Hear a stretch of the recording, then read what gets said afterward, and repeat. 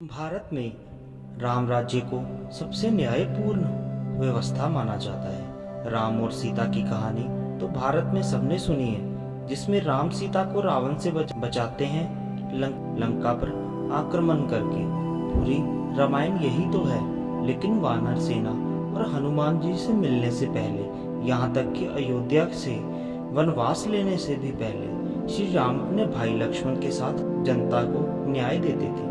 जाने भगवान राम से जुड़ी एक रोचक घटना, जिसके बारे में जो राम और रावण के युद्ध से पहले रामचरितमानस से पहले की है। पुराणों में राम के बारे में एक बहुत ही सुंदर कहानी है। प्राचीन काल में इस देश के उत्तरी भाग में एक प्रसिद्ध मठ था, जिसे कालिंजर के नाम से जाना जाता था। कालिंजर मठ उस समय एक प्रसिद्ध मठ था।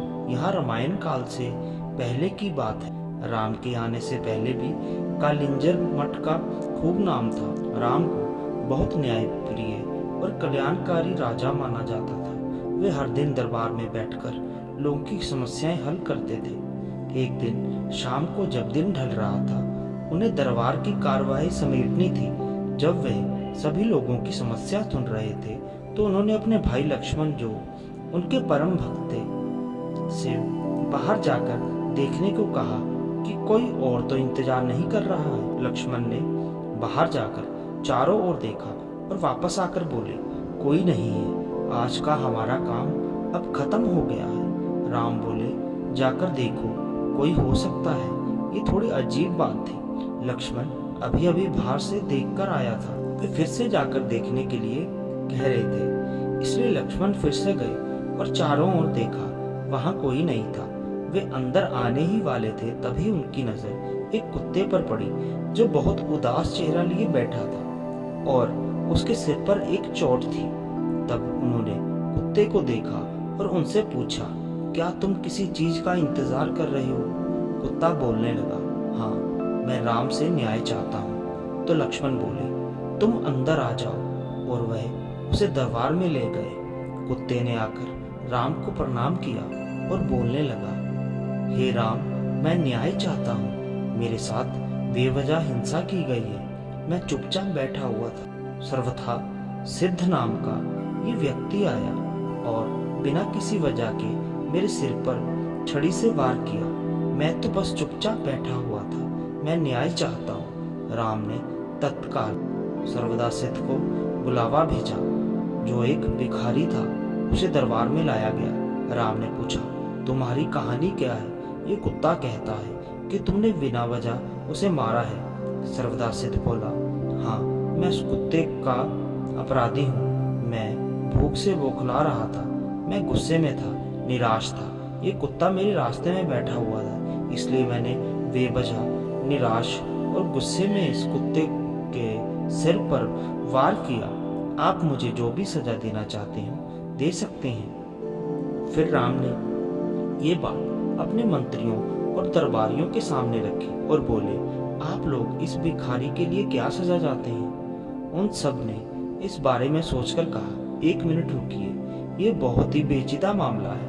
पहले तो इस मामले में एक इंसान और एक कुत्ता शामिल है, इसलिए हम सामान्य तौर पर जिन कानूनों को जानते हैं वे इस पर लागू नहीं होंगे। इसलिए राजा होने के नाते ये आपका अधिकार है कि आप फैसला सुनाएं। फिर राम ने कुत्ते से पूछा, तुम क्या चाहते हो? क्या तुम्हारे पास कोई सुझाव है? कुत्ता बोला, हाँ, मेरे पास इस व्यक्ति के लिए एक उपयुक्त सजा है। वह क्या, बताओ? तो कुत्ता बोला, इसे कालिंजर मठ का मुख्य महंत बना दीजिए। राम ने कहा, तथास्तु, और भिखारी को प्रसिद्ध कालिंजर मठ का मुख्य महंत बना दिया गया। राम ने उसे एक हाथी दिया। भिखारी इस सजा से बहुत प्रसन्न होते हुए हाथी पर चढ़कर खुशी खुशी मठ चला गया। दरबारियों ने कहा, ये कैसा फैसला है? क्या ये कोई सजा है? वे आदमी तो बहुत खुश है। फिर राम ने कुत्ते से पूछा, क्यों नहीं तुम ही इसका मतलब बताते? कुत्ते ने कहा, पूरे जन्म में मैं कालिंजर मठ का मुख्य महंत था, और मैं वहां इसलिए गया था क्योंकि मैं अपने आध्यात्मिक कल्याण और उस मठ के लिए सच्चे दिल से समर्पित था, जिसकी बहुत से दूसरे लोगों के आध्यात्मिक कल्याण में महत्वपूर्ण भूमिका थी। मैं वहां खुद के और हर किसी के आध्यात्मिक कल्याण के संकल्प के साथ वहां गया और मैंने इसकी कोशिश भी की। मैंने अपनी पूरी कोशिश की, मगर जैसे जैसे दिन बीते धीरे धीरे दूसरे छिटपुट विचारों ने मुझे प्रभावित करना शुरू कर दिया। मुख्य महंत के पद के साथ आने वाले नाम और ख्याति ने कहीं ना कहीं मुझ पर असर डालना शुरू कर दिया। कई बार मैं नहीं, मेरा अहंकार काम करता था। कई बार मैं लोगों की सामान्य स्वीकृति का आनंद उठाने लगता था। लोगों ने मुझे एक धर्म गुरु की तरह देखना शुरू कर दिया था। अपने अंदर मैं जानता था कि मैं धर्म गुरु नहीं हूँ, मगर मैंने किसी धर्म गुरु की तरह बर्ताव करना शुरू कर दिया और उन सुविधाओं की मांग करना शुरू कर दिया जो आमतौर पर किसी धर्म गुरु को मिलनी चाहिए। मैंने अपने संपूर्ण रूपांतरण की कोशिश नहीं की, मगर उसका दिखावा शुरू कर दिया और लोगों ने भी मेरा समर्थन किया। ऐसी चीजें होती रहीं और धीरे धीरे अपने आध्यात्मिक कल्याण के लिए मेरी प्रतिबद्धता घटने लगी और मेरे आसपास के लोग भी कम होने लगे। कई बार मैंने खुद को वापस लाने की कोशिश की, मगर अपने आसपास जबरदस्त स्वीकृति को देखते हुए मैं कहीं खुद को खो बैठा। इस भिखारी सर्वदा सिद्ध में गुस्सा है, अहंकार है, वे कुंठित है, इसलिए मैं जानता हूँ कि वे भी खुद को वैसा ही दंड देगा जैसे मैंने दिया था। इसलिए ये उसके लिए सबसे अच्छी सजा है। उसे कालिंजर मठ का मुख्य महंत बना दीजिए। हम उम्मीद करते हैं कि आपको ये कहानी अच्छी लगी होगी। हमारी इस तरह की और कहानियों के लिए हमारे चैनल को सब्सक्राइब करें। तब तक के लिए धन्यवाद।